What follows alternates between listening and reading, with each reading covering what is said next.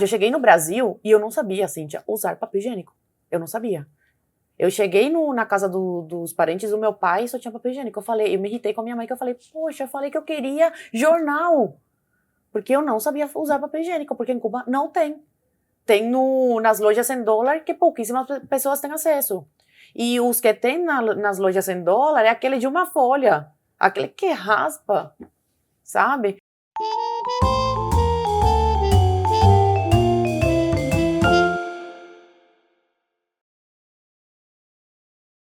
Brasil, Brasil. Aos 23 anos, ela já entrevistou o presidente da República. Trabalha diariamente na Rádio Jovem Pan, no Morning Show. Ela tem um jeito bravo, mas é ao mesmo tempo um doce, meiga para os que a conhecem. Tenho ao meu lado uma pessoa que hoje dará para nós uma aula de história. História da própria vida e também da história de quê? De Cuba. Exatamente. Quem está ao meu lado? Zoe Martínez! Muito obrigada pelo convite. Estou muito feliz e nervosa. Professora de português, gente. Olha! Meu sotaque, ai, ai. Não, mas é bom que você me ensina, eu te ensino, gente. Vou falar espanhol. Exatamente. Nossa, mas eu não sei falar. Não sabes? No, eu não sei. Pero que sí, pero que no. Eu não hablo espanhol. E quando tento falar, falo assim, como uma louca, porque aí vai pro italiano. Vamos pro português. Então, vamos lá. Zoe, 23 anos, já entrevistou um presidente da República, tem uma história de vida muito, muito, muito pitoresca. Pitoresco é aquilo que é digno de ser contado. E eu praticamente não separei perguntas específicas aqui, porque o que eu gostaria de ouvir hoje é a sua história. Você nasceu em Cuba, quem são seus pais, como foi a sua infância. Nós vamos fazer uma linha cronológica até o momento de hoje, tá? Por favor. Nossa, você no começo falou que eu tenho 23 anos e eu muitas vezes esqueço dessa idade. Todos nós, quando tivemos. Não, porque tudo que eu já fiz, sabe? Desde que eu saí de Cuba, que cheguei no Brasil, do meu ativismo, da minha faculdade, de agora na Jovem Pan, assim, parece que você passou muito tempo disso. Eu fiz muita coisa em muito pouco tempo, né? E eu acho que isso se deve a toda a minha história de vida, né? Eu venho de um país onde eu não teria nenhuma oportunidade.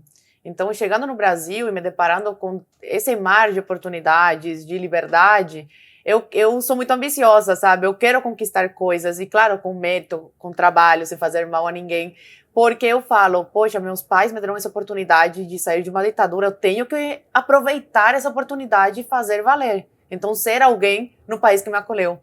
Então, enfim, por isso é que eu consegui chegar onde eu estou hoje. Acho que é pela garra que eu tenho, pela vontade de fazer uma coisa diferente na minha vida, na vida dos meus pais e na vida de muitas pessoas. Porque eu falo que meu objetivo de vida, o que eu nasci para fazer, é alertar as pessoas sobre o socialismo, sobre como é viver em Cuba. Tanto que meu TCC, que nesse mês agora apresentei, passei, graças a Deus, indicaram a publicação e tudo, foi sobre comunismo e regimes totalitários. E no final eu falei que o que dá sentido à minha vida é falar sobre isso, é combater o comunismo. Então, como eu saí de Cuba, Cíntia Chaves? Vamos entender. Você lembra? Eu te contei alguma vez ou não? Eu fiz Quando eu te conheci? Não, muito pouco. Não? Muito pouco. O que eu sei mais da sua história, da sua infância, vem da pesquisa que eu fiz. A gente nunca chegou a falar disso. Separação familiar, né? Como há muitos e muitos cubanos, as famílias separadas. Mas calma, deixe-me entender um pouco melhor. Quantos irmãos você tem? Com o que seu pai trabalhou? Com o que ele trabalha? Sua mãe foi dona de casa ou trabalhava fora? Vai lá, desde o início, por favor. Olha, eu sou a mais velha. Eu tenho mais 2 irmãs e eu sou a mais velha, né? A responsável aí. Irmão mais velho, eu tenho responsabilidade. Meu pai e minha mãe, eles se conheceram quando eu tinha 3 anos. Meu pai de criação. Eu fui criada por ele. Ele é engenheiro em telecomunicações eletrônicas e ele ocupava um alto cargo na empresa que ele trabalhava estatal, porque tudo em Cuba é estatal. Ele trabalhava com eletrônica, para você ter uma noção, ele tinha internet em 2005, quando era completamente proibido em Cuba ter internet. Ele vendia internet para os turistas. Você chegou a conhecer o seu pai biológico? Sim, conheço. Eu conheço, mas nunca tive muito contato. Deus me deu o melhor presente da minha vida, que foi meu pai aí de criação. E aí ele trabalhava com internet, vendia internet para os turistas, porque trabalhavam para outros países, né, e iam para Cuba se reunir com o governo, etc. E quando você ocupa um alto cargo, dentro aí das empresas estatais, você precisa entrar para o Partido Comunista de Cuba, o PCC. Por que precisa? Olha, eu gostaria de fazer Você essa tem que ser entrevista da subordinado. seguinte forma. Vamos pensar que quem está vendo a gente não tem mesmo um contato, não leu, não entende. Vamos entender que essa pessoa talvez seja leiga, para que ela de fato entenda. Uhum. Porque na nossa cabeça não faz muito sentido. Ele sofreria uma penalidade se ele não aceitasse? Como que era? Ele já estava sendo sondado há muitos anos, há uns 3 anos. E ele sempre enrolava, eu ainda não estou preparado para servir, né, ao Partido Comunista. Ele enrolava dessa forma. O que era servir ao Partido Comunista? Você entrando para o partido, você mostra que você é leal ao partido. E você fica atado para sempre. Seria muito difícil meu pai conseguir se desligar depois para fugir de Cuba, sair do país e construir uma vida fora. Então, ele sabendo disso, de que aí teria que ser para sempre em Cuba a vida dele, ele não queria entrar. Então, ele enrolou ao máximo, até que um dia chegaram e falaram, olha, estão pressionando, você vai ter que entrar. Aí ele tem família brasileira, porque meu pai é de ascendência libanesa. Meu pai de criação. E seu nome é grego, não é? Meu nome é grego, porque minha mãe é apaixonada pela Grécia. O que minha mãe é muito inteligente. Zoe? Vida. Vida de Deus. Traz vida por onde passa. Aliás, a esposa do Bolsonaro, ela elogiou muito, que ela é evangélica, né? Ela gosta muito do significado aí do meu nome.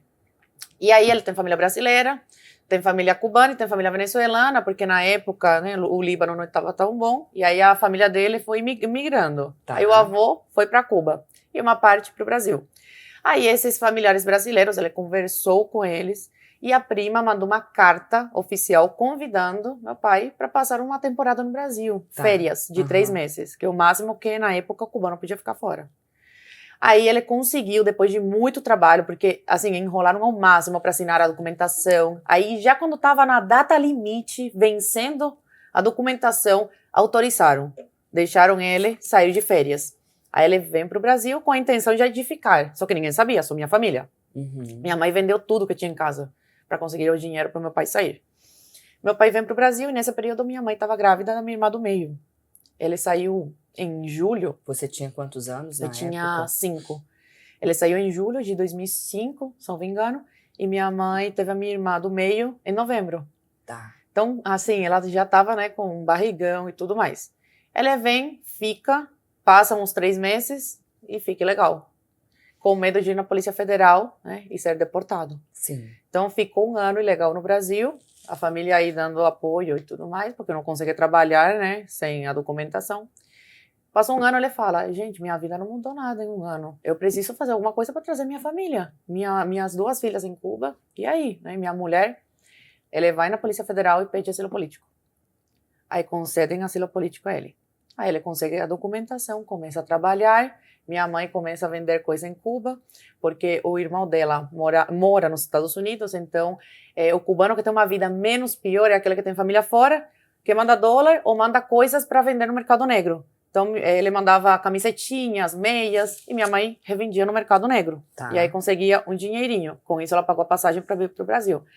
Aí meu pai consegue tudo isso para tirar minha mãe de Cuba, porque conhece um amigo argentino que faz uma carta para minha mãe convidando ela para vir para o Brasil de visita. Ele é argentino naturalizado, brasileiro. Minha mãe vem para o Brasil depois de quase 4 anos sem ver meu pai, Cíntia. 4 anos? Quase 4 anos, separados. Gente. Minha mãe vem para o Brasil e deixa eu e minha irmã em Cuba. Isso dá um filme, né? Dá. Só que assim, vocês ficam chocados, só que pra gente é até normal, porque isso acontece com milhões de famílias. até hoje, cubanas. Infelizmente, é o jeito, a separação familiar. É isso que acontece em regimes totalitários como o nosso. Aí minha mãe vem para o Brasil, eu e minha irmã ficamos em Cuba com os nossos avós. Eu tinha 9 anos na época, minha irmã tinha 5. Minha mãe chega ao Brasil, engravida da minha irmã caçula. Não estava planejado, meus pais estavam sem dinheiro. Sem dinheiro. Minha mãe chegou no Brasil, colocou o pé no Brasil, já foi na Polícia Federal pedir asilo político, porque ela era casada com meu pai, então ela tinha direito à lei de exilada política do meu pai. E sua mãe, lá, ela não tinha uma profissão formal, né? Pelo que eu tô entendendo. Não, sim, minha mãe, ela é graduada em ciências sociais. É que ela em Cuba existe, aqui no Brasil não existe muito, então seria uma mistura aqui no Brasil. Eu nunca sei explicar direito. Ela começou direito, minha mãe é uma pessoa extremamente inteligente, ela começou a fazer direito, só que em Cuba, pra quê? Advogado pra quê? Aí ela trancou a faculdade, ela iniciou várias faculdades, mas aí se formou, vem sendo uma ciências sociais. É socióloga, minha mãe é socióloga. Mas ela trabalhava com isso e também com o mercado negro, vendendo coisas no mercado negro para conseguir dólar. Ok, vem para o Brasil engravida. Meus pais estavam muito mal financeiramente, meus pais não tinham dinheiro. E estavam gastando um pouco que tinham para tirar a gente de Cuba. Foi muito dinheiro envolvido. Aí, por uma graça de Deus, minha mãe é engravida da minha irmã caçula, que eu falo com presente na nossa vida. E isso facilitou a nossa saída, tendo uma irmã brasileira. Mas não estava nos planos mesmo. Meus pais ficaram desesperados. Quantos anos sua mãe tinha na época, mais ou menos? Minha mãe nasceu em 76. Ai, meu Deus, ela vai brigar comigo. Ela chegou com 33 anos, por aí. Foi em 2009. Eu fiz letras. E, gente, eu fiz direito. Enfim, ela deve ter chegado aos 30, 33, por aí. Ok. Tanto que já tinha uns 3 filhos, né, as 3 filhas. Aí engravidou, facilitou a nossa saída de Cuba. Conseguimos sair de Cuba depois de 3 anos, de quase 3 anos sair de luta. Eu fiquei desde os 5 anos até os 12 sem ver meu pai. Que loucura. Minha irmã chegou no Brasil, a do meio, conheceu meu pai aos 5 anos de idade. Gente do céu. Eu e minha irmã conhecemos a caçula aqui no Brasil quando ela tinha 2 anos. Quase 3. E eu voltei a ver a minha mãe, revi minha mãe aos 12, né? Ela saiu quando eu tinha 9, voltou a me ver aos 12. Então, foi aí um período bem difícil. Eu cresci sem meu pai, né? Eu cresci com meu pai longe. E isso minha gerou mãe, em você coitada, uma revolta, sozinha. Com certeza, né? Um ódio. Eu tenho muito ódio mesmo do regime comunista, socialista, que era praticamente a mesma coisa de Cuba. E não só eu, minha mãe, meu pai. Todo mundo que passa por esse regime tem ódio disso. Porque desmembraram uma família, né? Não, total. O sofrimento de anos. Imagina um pai conhecer a filha só com 5 anos de idade. Ou 5 anos de idade. É revoltante. Gera consequências para a família, para a estrutura da família, mas também para o indivíduo, né? Para o resto da vida. Por isso que não entra na minha cabeça como tem gente que apoia isso. Não conhece, nunca viveu, mora aqui. É capitalista, é filhinho de papai, porque a maioria que apoia isso é filhinho de papai, que não conhece a realidade. Apoia uma coisa dessa. E a gente que viveu, abomina. E eles não acreditam na nossa palavra, preferem acreditar nos livros bonitinhos de marxismo. Mas e aí tá? Aí você veio pra cá e como que foi? Aí cheguei, tinha 12 anos de idade, morei em Santa Catarina, em Joinville. Minha irmã, a caçula, é catarinense, joinvilense. Morei 3 anos em Joinville, fiz o ensino fundamental lá. Depois mudei para Campinas, interior de São Paulo, com meus pais, que meu pai tinha mais trabalho aqui, ele é autônomo aqui no Brasil, engenheiro em telecomunicações eletrônicas, trabalha com elétrica, obras, essas coisas. E no ensino médio foi que eu comecei a me interessar pela política no Brasil, na época do impeachment da Dilma. Que eu tinha uma professora de direita, uma das poucas, que me chamou um dia para conversar e falou: nossa, você é tão inteligente e tão madura para sua idade, você se expressa tão bem, por que você não abre uma página no Facebook? Na época ainda era bem bombada, assim, as pessoas interagiam bastante por lá. E comecei a escrever sobre Cuba. Gente, falei, essa professora foi um anjo, né? Foi. Assim, um divisor de águas na minha vida, isso, né?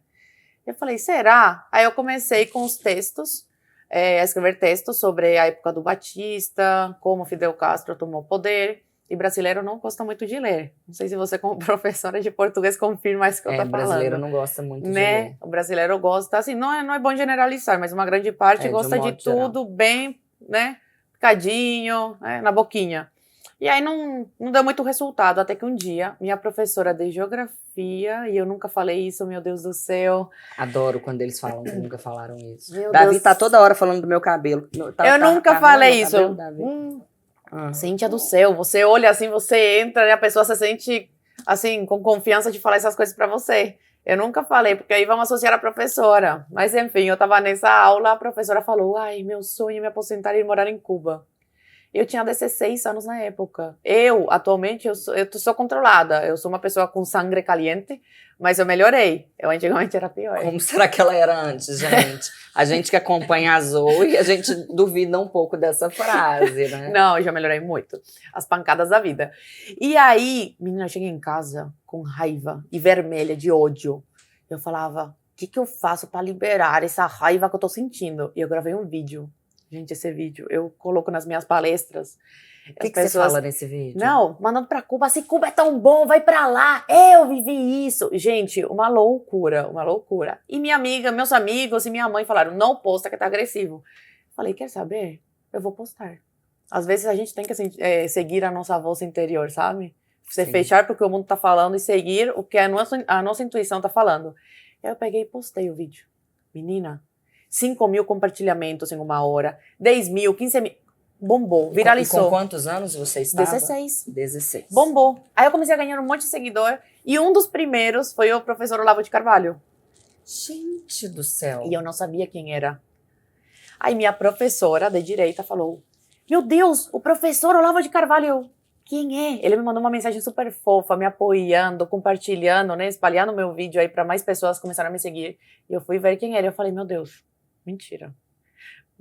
Aí ele me convidou para ser aluna do COF, do curso online de filosofia, me deu uma bolsa de estudos, ele sempre foi muito querido comigo, sabe, me tratou sempre muito bem, ele passava essa imagem de durão, mas eu tive a oportunidade de conhecê-lo pessoalmente na Virgínia, e ele era um doce, assim, maravilhoso, maravilhoso mesmo, um ser humano de bom coração, sabe, que você olha e você vê que é sincero, que é o que ele defende de verdade. E aí, começaram a falar, grava vídeo sobre educação, sobre a saúde. E eu comecei a gravar. E aí gravei um dia sobre como foi a minha primeira experiência entrando no mercado, no Brasil. Sobre a minha reação, né? Por quê? Porque em Cuba falta tudo, né? O mercado não tem nada. Tem a caderneta de alimentação, que você paga pelos alimentos, é bom. Peraí, calma. Deixar isso... Caderneta de alimentação. É racionamento. É o arroz... tanto por mês, o pãozinho de cada dia, que vão lá e marcam, o pão de hoje já foi. E assim, vou marcando tudo. E nem sempre chega no mês o que tá lá na caderneta. Então, às vezes chega o arroz, às vezes não. Feijão, quando dá também, cheio de bichinho sempre, pedrinhas. Então, assim, e você paga. As pessoas falam, de graça. Não, você paga, mas é moeda nacional. Se você quer comprar outras coisas que hoje tá faltando mesmo com dinheiro, você tinha que ir nos mercados em dólar e comprar lá. Aí só quem tinha família fora conseguia comprar. Essa cara de espanto aqui que eu tô fazendo, ela deve ser muito comum, né, pra você. Muita gente. Porque a gente estuda né, a história de Cuba, en passant, assim, no colégio. A gente lê uma notícia ou outra no jornal.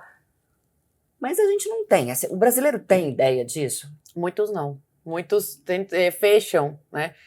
Você fecham para isso. Porque ignoram a realidade. Sabe o que eu, por exemplo, costumava achar? Que era um grande exagero. Você já pensou isso? Já. Olha, isso você nunca tinha me falado, Já pensei que se tratava de exagero das pessoas daqui, que não seria possível que fosse assim na realidade. Mas até hoje eu tenho trauma de mercado, cara. Eu vou no mercado, eu faço compra online. Eu não vou no mercado. Raríssimas vezes eu vou pessoalmente no mercado. E o que você falou nesse Porque vídeo? eu me perco. É muita coisa. É prateleira de tudo. São 40 tipos de shampoos diferentes. Papel higiênico que em Cuba não tem. E tem gente que me irrita. E pessoas que eu convivia. Porque falavam assim, você fala isso pra fazer graça.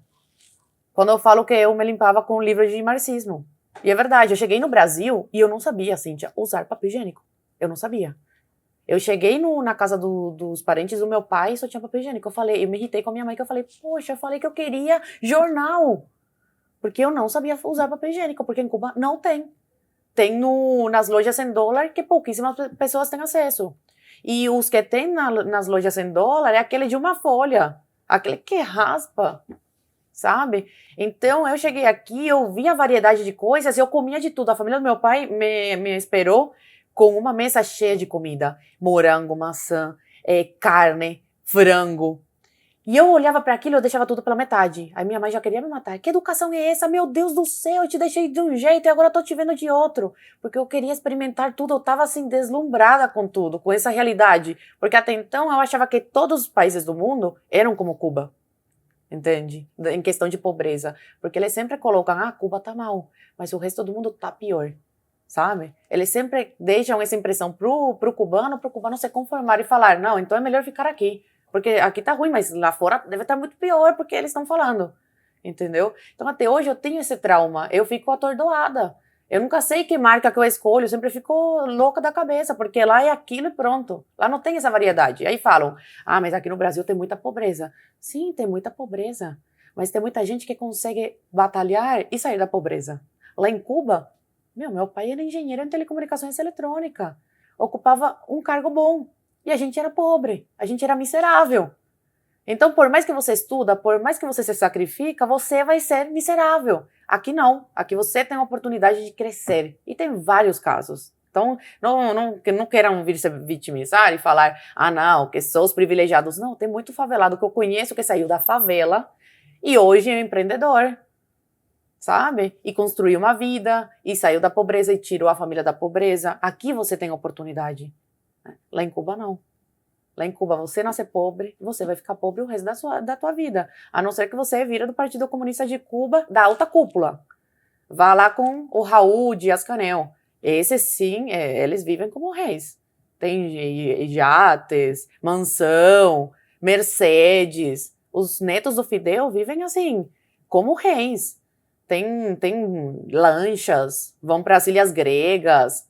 Aí é bom, para quem é da elite, da alta cúpula, é maravilhoso, mas para o cubano comum é miséria e repressão. Você não pode ter a liberdade de pensar, de criticar, de exigir teus direitos, de falar, olha, eu quero mais comida, olha, eu quero mudança de regime. Não, você não tem isso. Fiquei até sem ar aqui. Tá, e aí... É que eu me empolgo Nossa, falando. não, é muito... Essa do papel higiênico, pra mim... Não, e tem gente que fala que é de graça que eu falo isso. Me fala assim, não dá vontade de... Dá, porque a pessoa não passou pelo que você passou. E meus avós moram em Cuba, eles passam por essa situação. Entendeu? E não há como trazê-los para cá? Meus avós, eles têm cidadania espanhola. Eles podem sair de Cuba quando quiserem. O problema é que meu avô, ele já tem 70 e poucos anos, tem vários problemas de saúde. Meus pais, é muito difícil, eles já sustentam 2 meninas aqui. Eu tô começando a minha vida agora, é muito difícil financeiramente, né, a gente arcar com mais 2 pessoas. Mas não, se eles quisessem, a gente faria alguma coisa para conseguir. Mas meu avô, ele é apegado à casa dele, ele é filho único. E ele já é velho, né? Então ele fala, eu já quero morrer aqui, me deixa em paz com isso mesmo, já tô acostumado, vivi 70 e poucos anos da minha vida aqui. E minha avó, ela é casada com ele desde os 18 anos de idade, Cíntia. Você acha que ela vai deixar ele sozinho lá em Cuba? Não, jamais. Não vai. Então ela vem pro Brasil de vez em quando, leva coisas pra lá de shampoo. Minha avó não tem shampoo em Cuba. Outro dia me ligou falando que ela faz um chá com camomila e outras misturas para lavar o cabelo.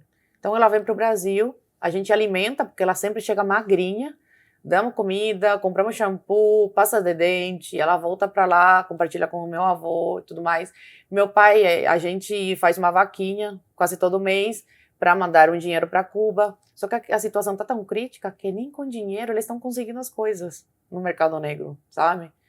E parte o coração, mas eles já são idosos e eles não querem sair de lá, sabe? Já querem morrer lá, falaram, olha, falta tudo, mas... Sabe, o que a gente vai fazer no Brasil?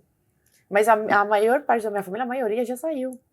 Minha tia idosa, meus primos, meus tios, todos estão fora de Cuba. Ninguém quer ficar lá. E meus amigos, todos foram embora. Não tenho amigo em Cuba já. Todos. Fizeram medicina e saíram. Todo mundo faz medicina, né? O que é isso? Calma, eu vou chegar à situação de Cuba, daqui a pouco eu vou te perguntar várias coisas sobre Cuba. Uhum. Eu queria entender um pouco mais a sua história. Aí você fez o vídeo, é isso? A gente parou no vídeo? Isso, no vídeo. É que é tanta coisa que a gente vai se perdendo. Não, e você tá falando de algo que te emociona, é natural. Sim, eu vou me empolgando e já vou entrando em outros assuntos. Pode ficar à vontade. Aí você fez o vídeo viralizou. Sim. E depois? Aí o Olavo de Carvalho me apresentou Alan dos Santos, que hoje está fugido do Brasil, teve que sair fugido por causa do Supremo Tribunal Federal, que até agora a gente está querendo saber qual crime ele cometeu. O Alan dos Santos me apresentou a Bia Kicis, aí fiquei muito amiga da Bia, a conheci nos gramados do Congresso, na época da votação aí pelo impeachment da Dilma, votação na Câmara, e depois disso eu fui entrando no ativismo, mas foi de uma forma muito natural. Eu não sabia onde eu estava entrando. Eu comecei a gravar esses vídeos, sempre foi uma coisa que esteve muito enraizada dentro de mim. Não sei, me traz paz fazer isso que eu faço, sabe? Me traz um desabafo. Paz. É um desabafo e ao mesmo tempo é uma forma de eu combater isso. De eu combater e abrir, né, a mente de pessoas. Tem muita gente que me manda mensagem, principalmente jovens. E eu fico tão feliz que falam assim, você abriu meus olhos para o que é o comunismo de verdade. E hoje não acreditam mais nisso. Hoje são conservadores, são liberais, mas são de direita. Então, eu acho que meu objetivo de vida sempre foi esse. E as coisas aconteceram da forma que aconteceram porque eu nunca tive um interesse de, eu quero me promover com esse assunto. Não, tanto é que eu comecei a monetizar meu canal do YouTube em 2018 para 2019. Então, nunca ganhei nada com isso. Eu achava que era feio. Eu falava, não, eu me recuso a monetizar isso. Eu falar da desgraça do meu país e ganhar dinheiro com isso, não quero.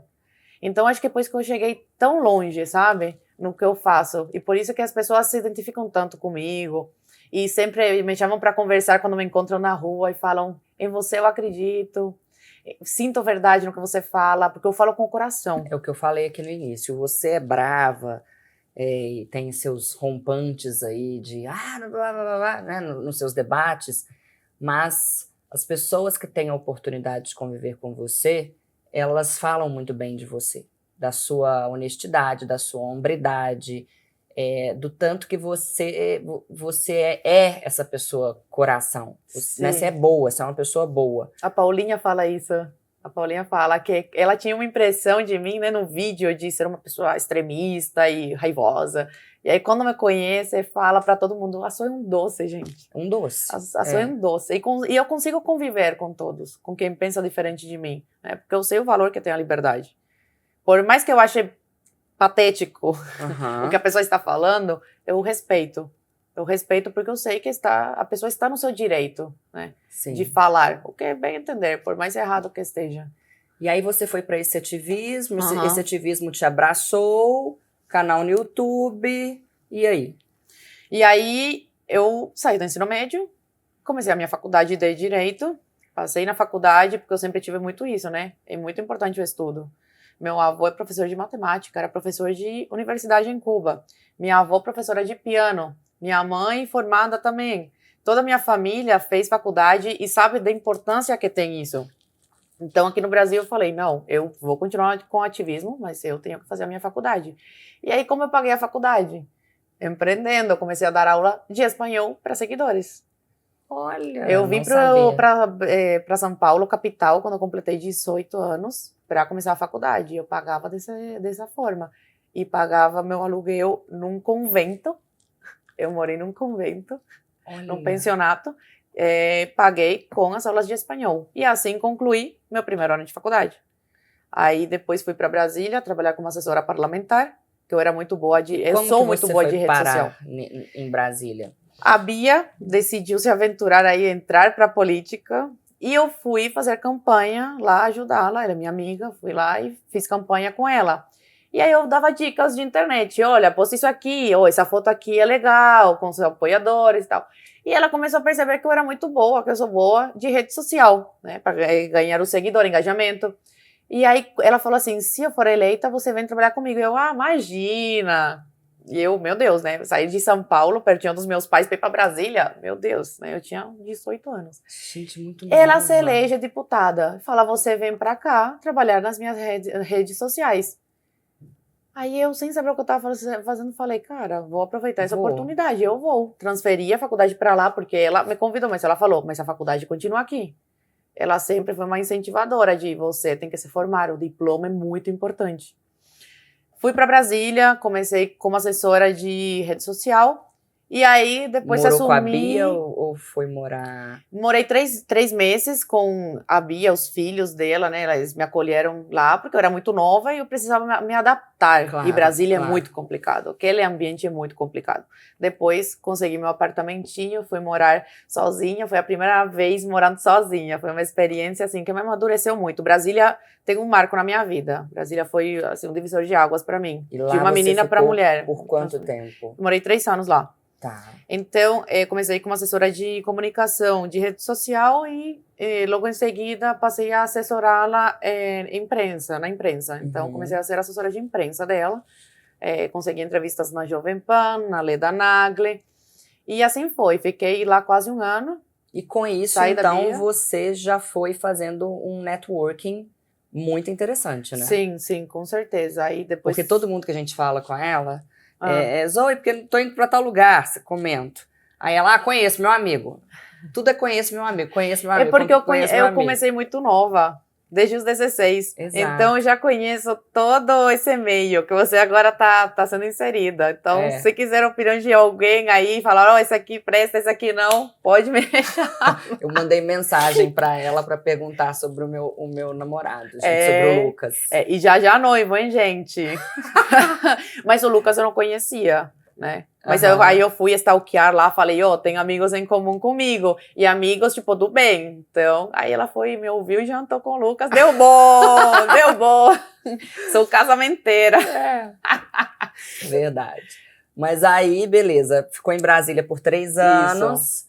Lá, como você disse, você saiu dessa coisa mais menina para uma coisa mais mulher. E aí? E aí, a Jovem Pan me chama. Como? Estourou a questão sobre Cuba das manifestações históricas, 11 de julho de 2021, e começaram a me ligar, toda a imprensa me ligando, você precisa dar entrevista pra gente, informar o que tá acontecendo em Cuba, pelo amor de Deus, bababá.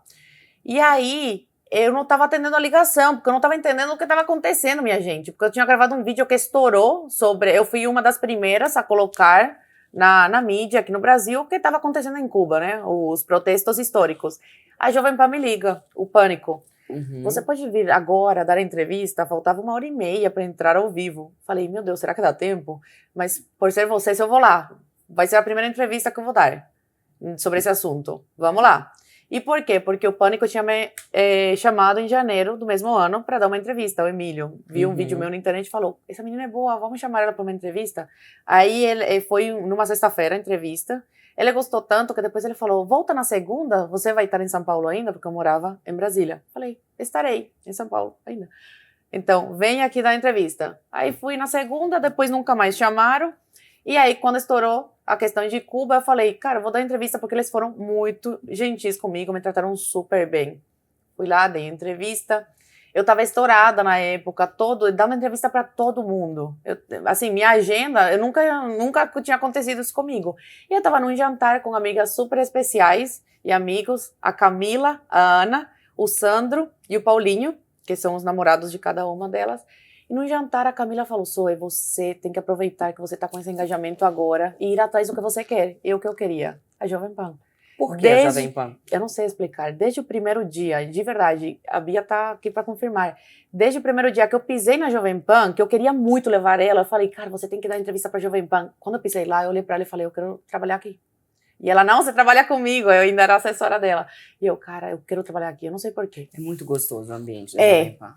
Eu que frequentei muito e frequento o Pânico, já fui, não que eu tenha sido da bancada, mas já tive a oportunidade de estar lá como entrevistadora algumas vezes e de perguntar pra gente que tem esse perfil do improviso, do falar o que pensa e tal, aquilo é uma cachaça. Sim.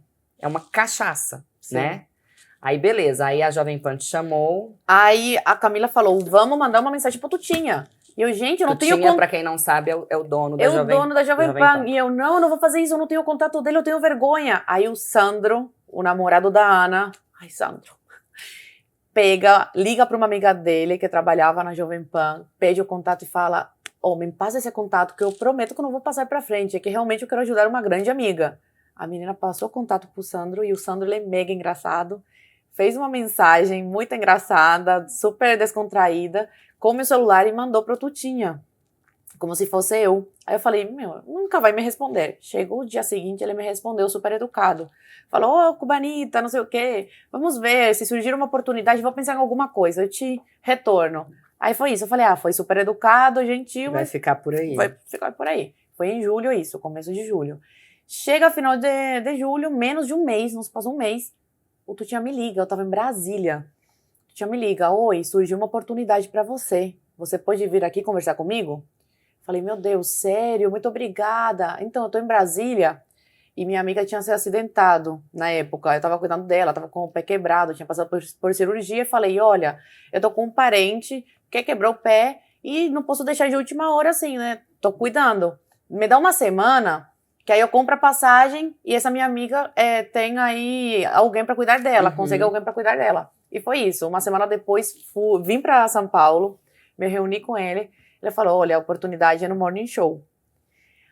Aí eu olhei assim e eu fiquei feliz, mas ao mesmo tempo eu fiquei muito nervosa, Cíntia. Eu saí de lá, aí a Bia me ligando, meus pais me ligando, minha amiga me ligando. E aí, como foi eu? Ele me convidou pro Morning Show.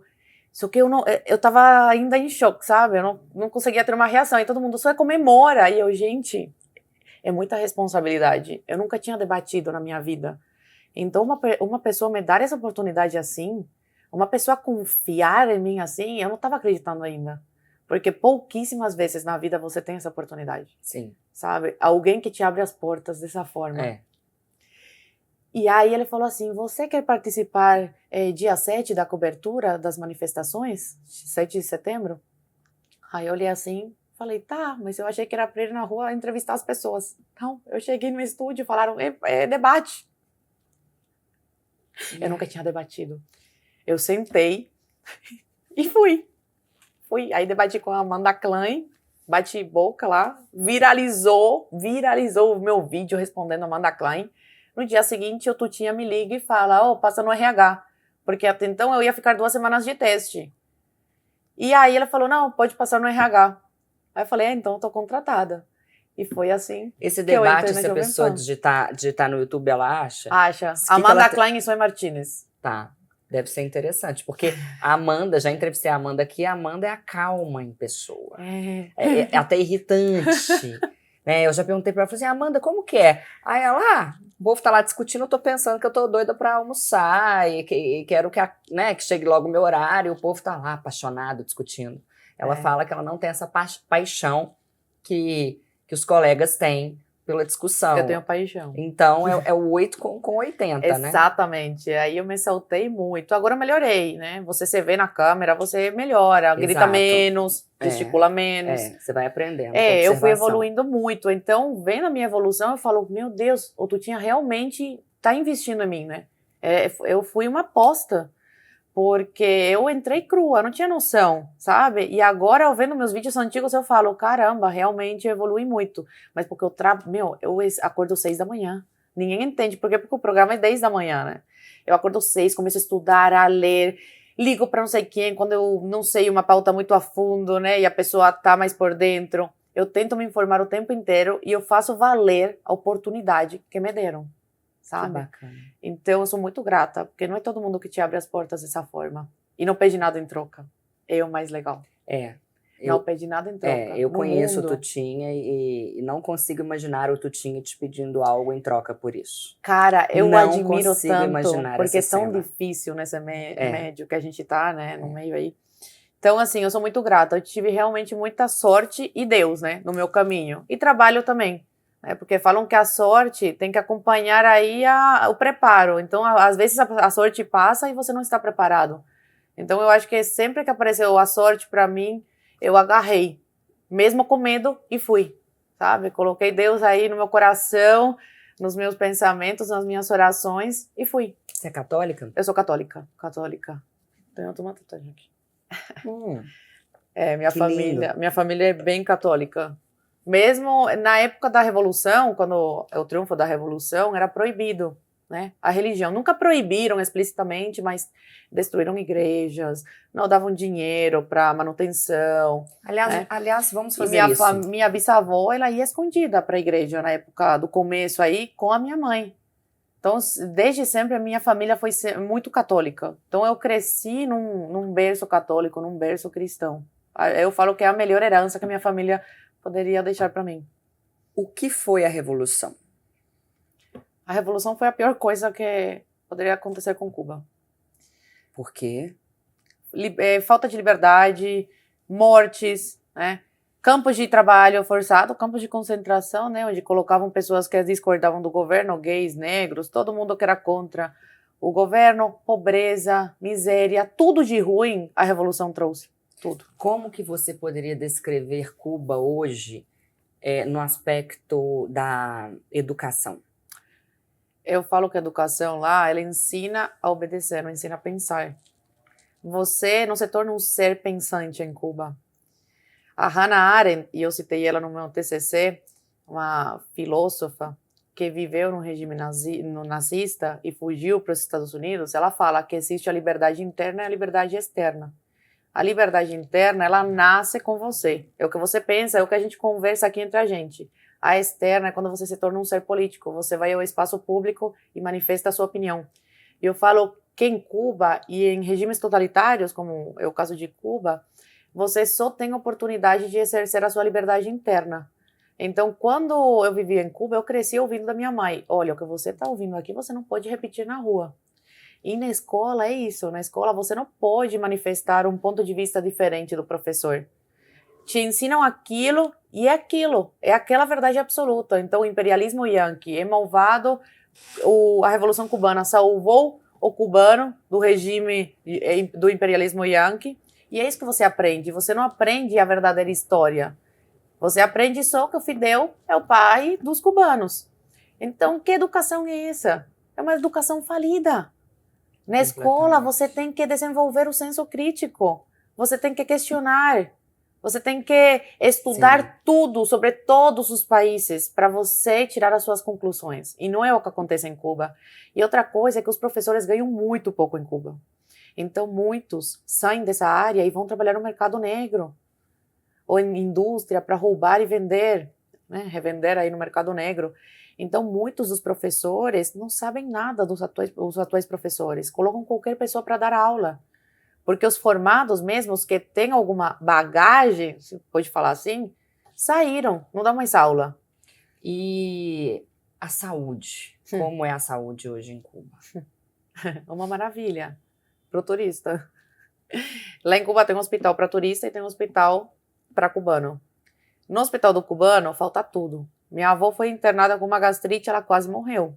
Tivemos que trazer para o Brasil, ficar 3 meses aqui com ela, para ela recuperar o peso e fazer a dieta especial que ela precisava, porque ela não tem os alimentos que precisa. Não tem água, meu avô tinha que levar balde para dar água. Não tinha a cama, né? Não tinha almofada, travesseiro, né? Lençol, nada. Tem que levar tudo. Não tem remédio em veia, então ela é alérgica a remédio normal, tinha que colocar remédio em veia. Não tinha, não tem papel para receita médica, não tem medicamentos, porque os poucos que tem, os médicos e enfermeiros roubam para vender no mercado negro. Meu Deus. Então a realidade de Cuba é essa. Muitas pessoas morrem, muitas pessoas no coronavírus. Meu Deus, a negligência foi muita. Infelizmente, o que o regime passa, porque é bom marqueteiro, né? Essa é a coisa que Cuba é maravilhosa. Eles pegam os melhores especialistas, os melhores médicos e mandam para fora de Cuba para fazer o negócio. Por isso que o governo cubano hoje consegue se sustentar. Um dos motivos fora o turismo é o Mais Médicos, programas como Mais Médicos, né, que acabou agora aqui no Brasil. Sim. Mas que mandavam muito dinheiro para a ditadura cubana, era financiamento explícito.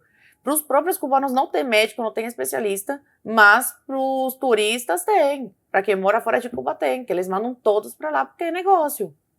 Então minha avó precisava de uma cirurgia, ficou mais de 1 ano esperando, porque não tinha especialista. O especialista estava fora de Cuba. Quando a gente ouve as pessoas falarem se a esquerda ganhar, o Brasil vai virar uma Cuba. Isso é exagero? A gente pode, de fato, chegar a esse ponto pelo que você viveu e pelo que você estuda? Venezuela, nossos vizinhos aqui. O venezuelano ria, dava risada, né? De quem falava que a Venezuela ia virar uma Cuba. Impossível isso acontecer. Olha agora. Zero liberdade, não tem a liberdade de eleger um presidente legitimamente. Colocaram o Maduro lá, vai ficar o Maduro até ele cansar e passar para outra pessoa o posto. Não tem comida, mata um cachorro para comer. Bolívia, Honduras, Argentina era um dos países mais ricos do mundo.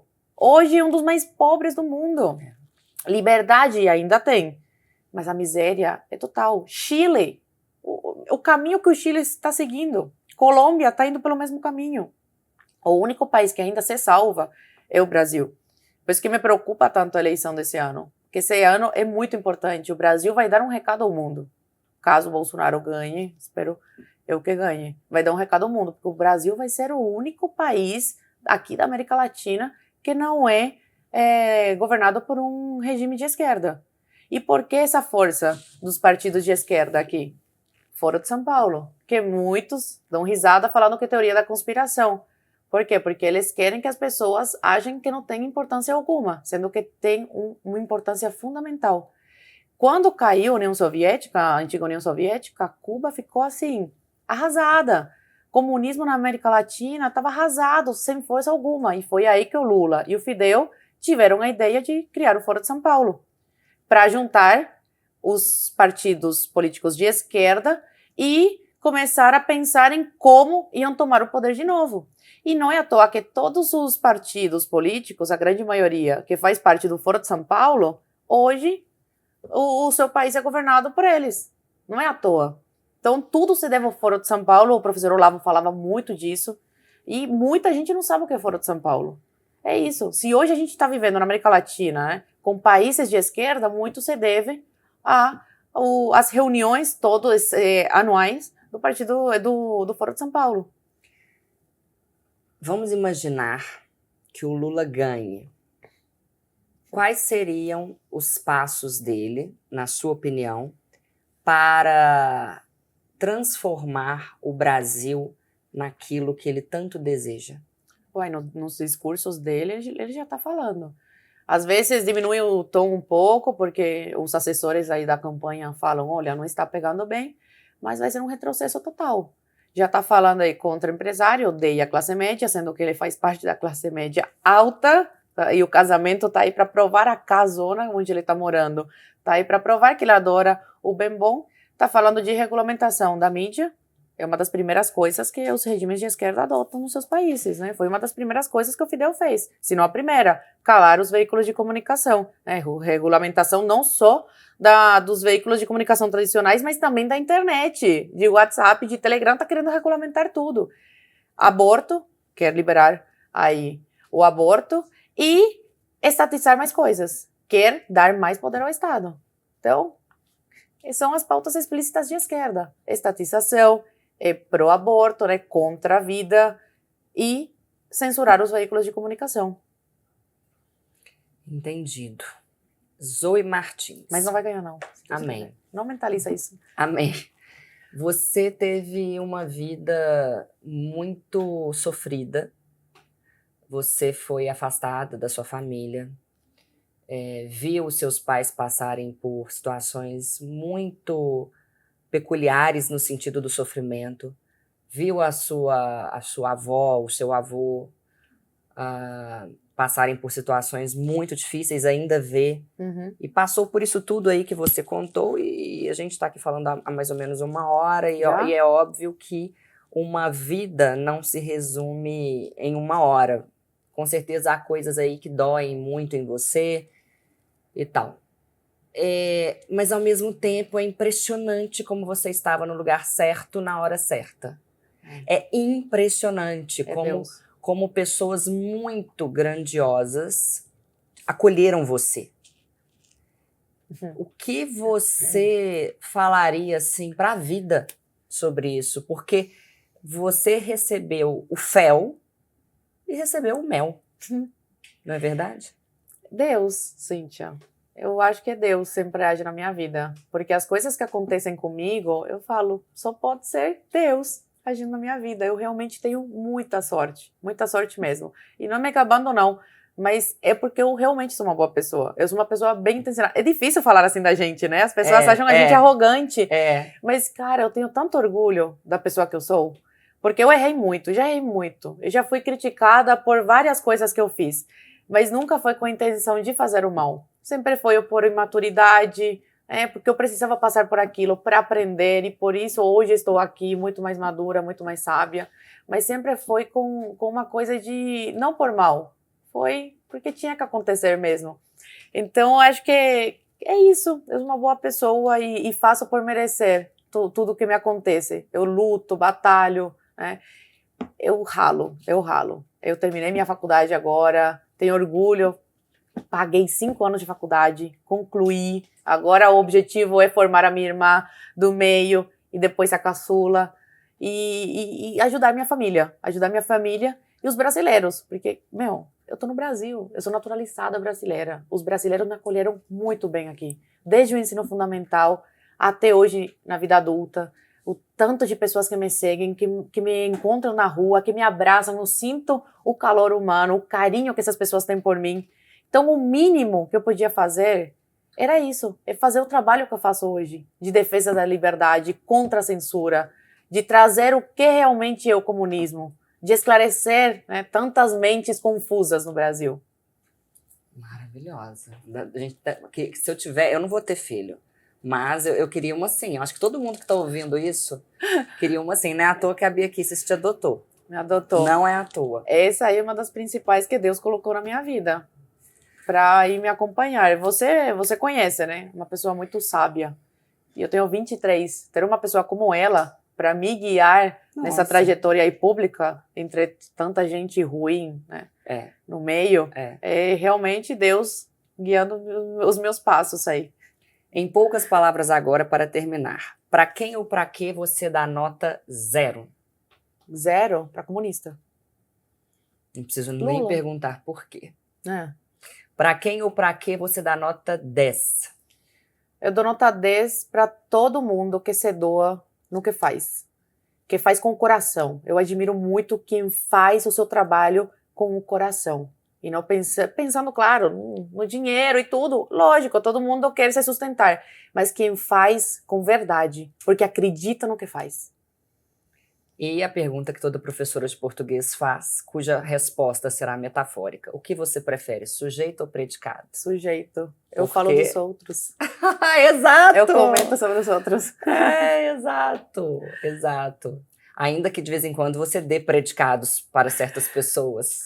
Predicado nem sempre é bom, gente. O povo tem mania de achar que predicado é sempre coisa boa. Predicado, ele diz algo sobre o sujeito. Zoe, parabéns. Obrigada, é uma Cíntia, honra. Pelo espaço aqui. É uma honra. E eu tenho certeza de que as pessoas que tiveram a oportunidade de assistir a esta entrevista entenderam muito melhor a sua braveza, o seu jeito de ser, as pessoas que assistem ao Morning Show ou que viram vídeos seus e entenderam mais de história. A minha intenção com esta entrevista era que vocês tivessem a oportunidade de entender a história dela, que pode ser com a letra H ou com a letra E, inclusive, e a história que só pode ser com a letra H, que é a história do comunismo, desse regime totalitário pelo qual Cuba passa. É isso. Espero que vocês tenham sentido a emoção que eu senti. E muito obrigada. Obrigada. Você é sucesso. E você é uma das pessoas que faz com o coração o seu trabalho. Faço. A gente vê isso no seu trabalho. É isso, você se doa. Parabéns. Muito obrigada. Até semana que vem, gente. Esta foi Zoe Martins. Tchau, tchau.